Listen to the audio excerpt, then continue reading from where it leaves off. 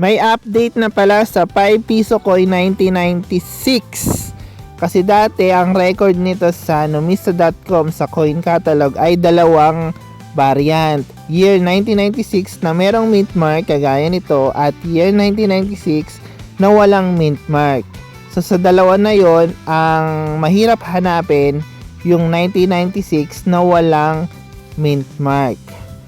So, tingnan natin, ano ba yung mint mark? Yung mint mark, yun yung tatak nung gumawa ng coin. Pero minsan, wala. Hindi na nilalagay yung tatak.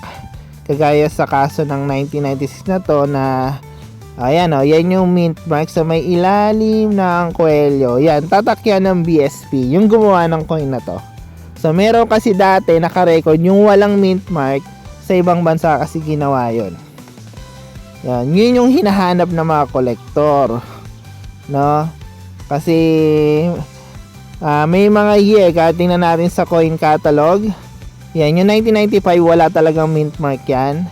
Yung 1996 may PI, yan yung may mint mark kagaya ng coin natin. Yung 1997 meron yun walang mint mark, merong mint mark. 1998 meron ding walang mint mark at meron ding may mint mark. So, sa kaso ng 1996, ang nakarecord na lang yung merong mint mark. Dati, merong pang nakarecord yung walang mint mark. So, dalawa yung 1996. Ngayon, tinanggal na nila yon. Hindi ko lang alam kung bakit. Kasi, naalala ko, yun talaga hinahanap ng mga kolektor. Meron pang nag-post noon na 1996 na walang mint mark na binibenta. Tapos may kumuha, tapos mga ilang araw lang nagrereklamo na yung kumuha kasi binura lang daw.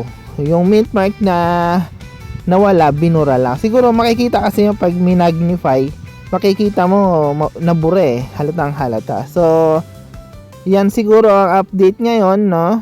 Nakita na nila na wala talagang 1996 na walang mint mark. So, yan na ang update sa 1996 5 piso.